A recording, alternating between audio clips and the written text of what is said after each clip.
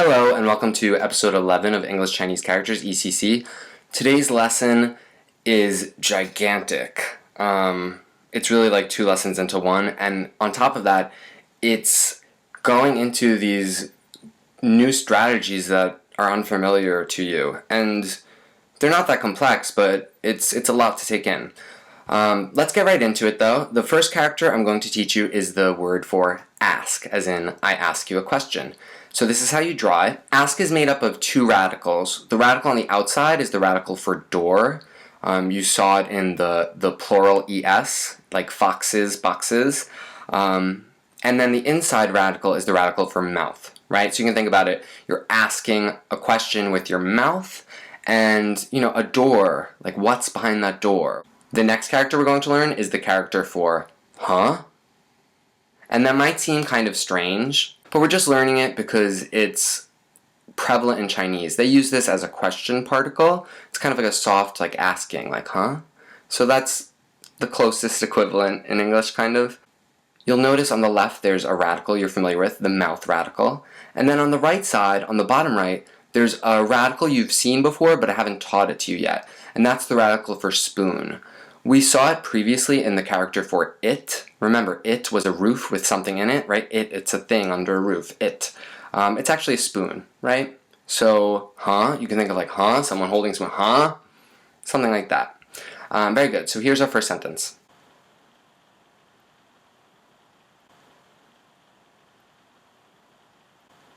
Why is he sitting down? Why is he sitting down? And our next sentence.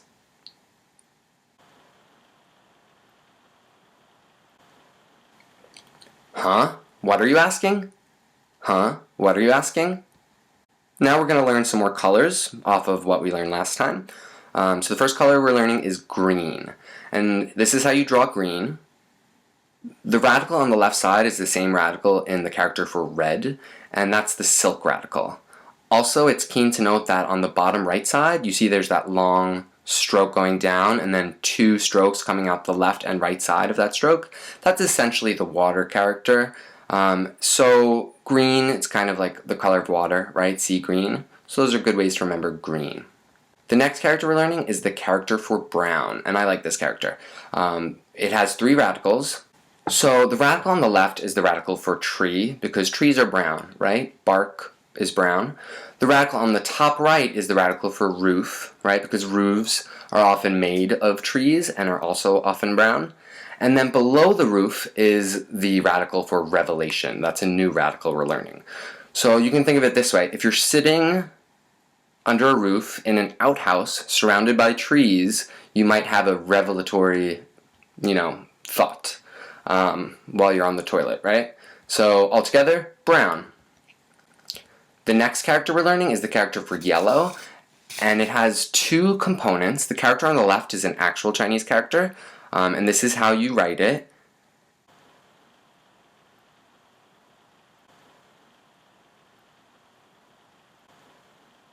And then the character on the right, it's a ECC specific character, so it's new. And it basically represents a sound. So we're sort of torn. We want our system to be syllabic, just like Chinese is. We want every character to represent a syllable. But sometimes syllables in English don't really carry that much meaning, right? They're just fillers, or they go with rhythm, or they're just there to differentiate. So I would argue maybe the O in yellow doesn't have too much meaning. Of course, together, one piece it does. But, if someone said yell, they might think yellow.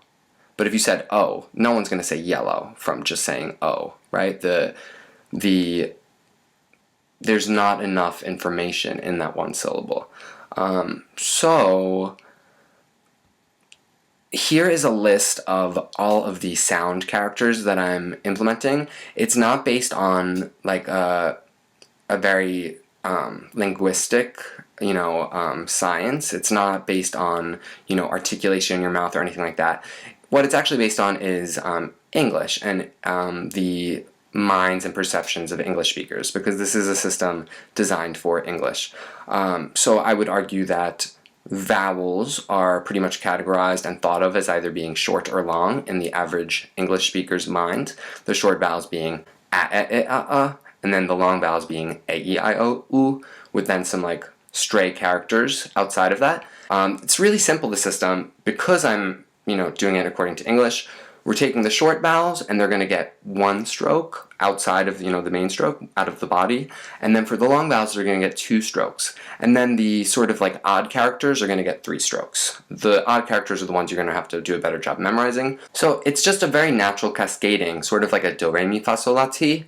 But we're doing it with the vowels, e, I, o, u, and you just need to follow the clock. So we're starting at 3 o'clock, right, with the smallest number, and then we're working our way to 12 o'clock. So 3 o'clock is going to be a, then 6 o'clock, then 9 o'clock, then 12 o'clock, and then right? So a.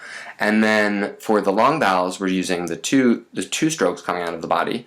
Again, starting at 3 o'clock, a, 6 o'clock, e, 9 o'clock, I, 12 o'clock, o, and then u, right? So that's kind of a fun new invention. What's sad about it, though, is that it kind of makes it less logographic. I could argue that because those parts of English don't really carry that much meaning anyway, like the O in yellow doesn't really carry that much meaning, that we're just on some level actually being logographically faithful. Or we could say that this is one choice we have. Remember, ECC is a system of choices. So really, though you could write yellow with the O character, as we just saw, you could also just take that part out, and the character by itself could just mean yellow. So you could choose which one you want to do. I bet most of the time it probably wouldn't be too ambiguous at all. It would probably be super clear. But yeah, you basically have the choice. Do you want it to be syllabic like Chinese, or do you want it to have, multi-syllables per character, kind of like kanji in Japanese? So it's kind of nice. I don't really have a preference now. Maybe in the future I will have a passionate opinion. I don't know. So very good, that's yellow. The next color we're learning is the color for gray, and this is how you draw it. Now, gray has a fire radical on the inside. That part, it kind of looks like cross sticks, like a campfire with embers burning out of it.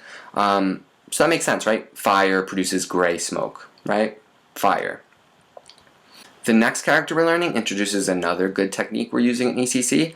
So sometimes Chinese is going to have 2 syllables to represent, a word, and English is only going to have 1 syllable. And sometimes it's going to be easy because one of their characters is more, important. So we're just going to make that, that character represent the thing we want in English. But other times, those 2 characters are both so important. And this is an instance where that happened. So the word for like, as in I like you, I like books, that has 2 characters, 2 syllables in Chinese. But in English, it's only 1. So I couldn't really choose one or the other character. And what I ended up doing was I smushed them together. And this actually works for this character because there aren't too many parts. With more complex characters, it would just be too hideous. You don't want to have 100 strokes in a character, right? But here it works very, very nicely. And though this is the first time I'm introducing you to this technique, this is going to occur a lot in the future of ECC, especially perhaps when we get to the most difficult concepts. But yeah, it's pretty simple, like. And the character for like is really cool because the left part, which was the original first character in Chinese, it is made up of 3 radicals. The radical on the top left, you should know, it's the radical for earth. Then under that is a radical for bean, and then under that is a radical for mouth, right? So think about earth, bean, mouth. Beans come from the earth, and we eat them, and we like that. We like to eat, right? And then also, beside that, on what would have been the second character in the Chinese word for like, that has a new radical I'm introducing to you, and that radical is the radical for breathe. So you could think when you like something, maybe you breathe a sigh of relief, or you breathe in the flowers, the smell of the flowers, or you just breathe in like a blissful state, right? Like the next word I'm going to teach you is the word for dislike, and English has usually a lot more like prefixes and also like synonyms for a lot of things that in Chinese maybe they have less synonyms, or it depends, of course, but this is a good example of that. So for dis, there's not really something equivalent in Chinese, perhaps. We're going to just take the character for no, so that's that four-stroked part, right, that's going down on the right side of the first character. That's no. And then beside it on the left, I've created a new radical. And I put those together to make a dis. And you might think, oh, where did you get that radical from? Well, it's not a real radical in Chinese, but it is a real radical in English Chinese characters. It's going to be the radical representing Latin. So this is another technique we're going to use. We're going to use etymology to create new characters, to communicate words and sounds and concepts, and it's going to work out really well. So dis essentially is from Latin, even though I believe it came to English via French. So it gets a Latin prefix, dislike, right? I don't like it, I dislike it. So here's a sentence. What does this say?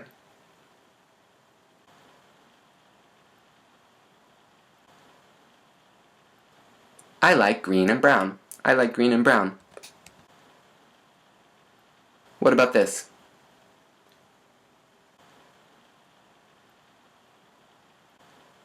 You dislike those colors. You dislike those colors.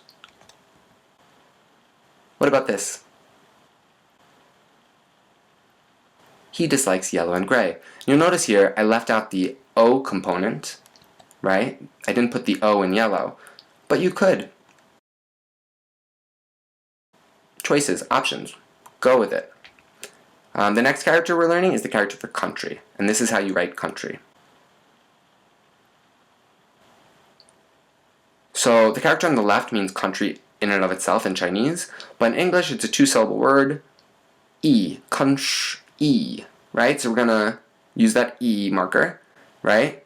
And even though tree is probably the second syllable, I would say two things. One, kunch is the part that contains information, those sounds, and the syllable boundary isn't that important, especially because sounds cross syllable boundaries, not only in articulation, but also in, like, when we change words, like paradigm becomes paradigmatic. The M hops a syllable boundary. We do things like that all the time. So I don't think it's that important to be faithful to the exact syllable. I would argue here that this is E, and it's sort of like drawing or pulling some like sound from the kunch into its syllable to become country. So yeah, and just a note about the character for country, it has two radicals. The one on the outside is the enclosure radical. That makes sense, right? Countries are enclosed bodies of land. And then on the inside is jade, right? Because jade is a very special, precious thing, and the people and resources and beauty in a country is precious like jade. Now, what's interesting is we're going to use this enclosure. Mind you that this enclosure is an actual real radical in Chinese, and it does show up, and I can't say that every time you see this enclosure that what I'm about to tell you will be applicable, but for the words that we create in ECC, it will be. So, and that will probably be more often not what you're encountering. So basically, in Chinese, when they say country names, they would say like the name and then country. So France would be France country, and America would be like Mer, or like America country, right? China would be like Chine country.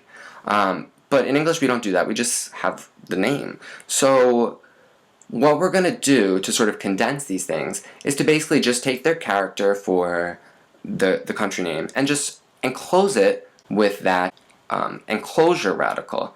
So here is the character for France in ECC. This is how you write it. So in actual Chinese, it wouldn't have this enclosure, right? The name of France would not have this enclosure. But we're using it to basically say that, it's a country.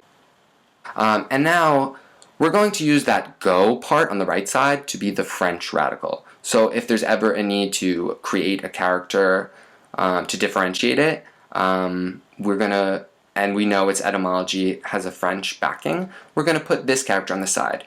The next characters we're going to learn are the characters for Latin. So this is the language Latin, and this is how you write it. So what's interesting here is that Again, we're taking the character in Chinese and we're putting the encasement on it.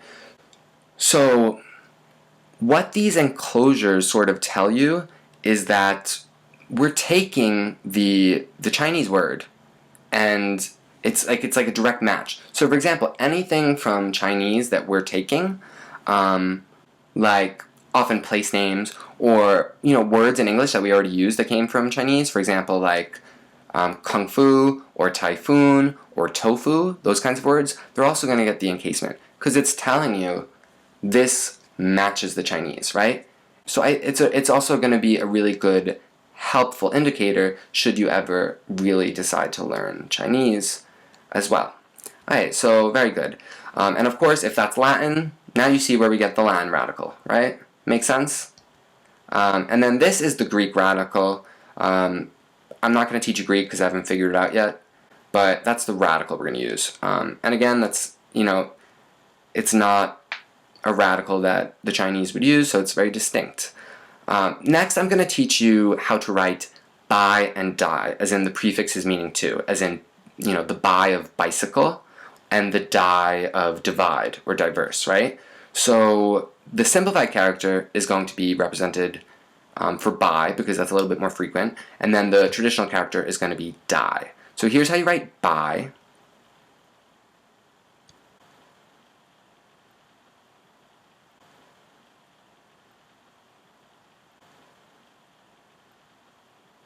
And here's how you write die. They look alike.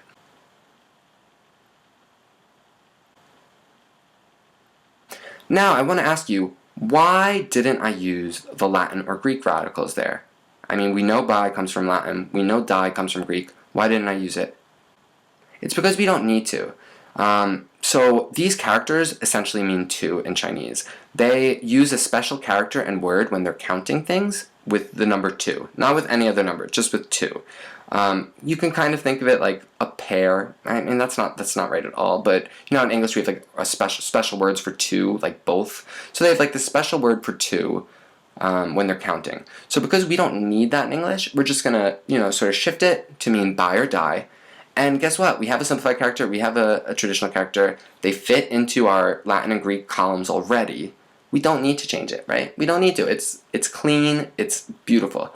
So great. So not every Latin or Greek word or French word is going to have those radicals, of course, but when we need it to differentiate, we're going to use them. So great. So let's try out a few of these. Here's our next character. This is how you draw it. What do you think it means?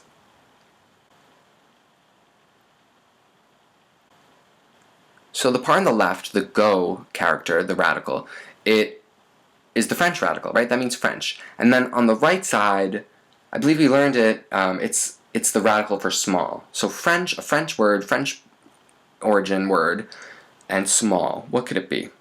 So this is actually going to be the suffix ette, as in, kitchenette or raquette, right? So, something small, diminutive, and then French, ette. What's interesting is, some of you might have thought of the word petite. So petite might end up getting this character also for the eat, because remember, we don't mind using the same character for different sounds, so long as they sound similar, right? Et, eat, petite, kitchenette, et, eat. They're kind of similar, so it could work for both, and they both have French etymologies, so that's great. So yeah. What about this one? So on the left we have the Greek radical, and on the right we have the small radical. So what could it mean?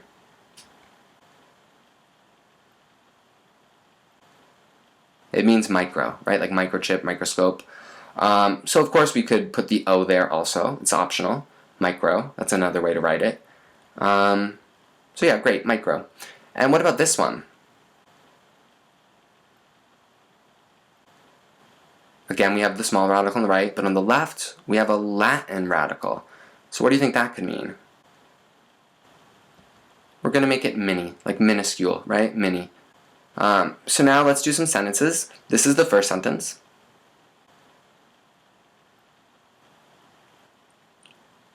They read Latin. They read Latin. Very good. And the next sentence?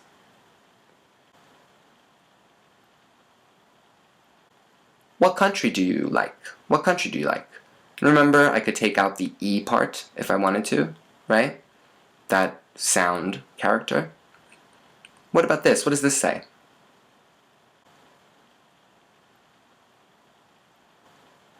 France is a good country. France is a good country. And what about this? What does this say? This is a little tricky. I'll give you a clue. The part on the right means ette. They are brunette. So that's the character for brown. The third character means brown. But when we're combining it with ette, it becomes brune, right? Brunette. Which makes sense. Brown, brune, they both mean brown. They're just, a little sound change. Now we've come to the part of our lecture where I give you an actual Chinese sentence and you try and decipher it.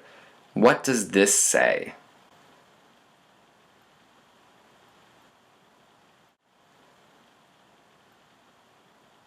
So the first character we know is I, and then the next two characters, in English, if you smushed them together, would mean like. So I think it should be pretty easy. You see them separately. Oh, okay, yeah, like.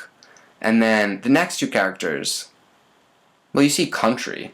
And then which country is it? Well, in English, we would sort of mesh those two together too, kind of, right? Because we're putting that enclosure over France. So if we were writing this in ECC, the actual English sentence would look like this. I like France, right? You see the connection? I know that was a really, really hard lesson. Thank you for staying with me. Go through it again, stay for the quiz, and pretty soon I'm going to give you a whole big Chinese conversation, right? You're going to have a whole text in Chinese, and you're going to have to try and make sense of it based on what you know in ECC. And that's kind of one of the harder, more taxing, and kind of fun puzzle activities we can do via ECC learning. Okay, well, see you later. Have a good day.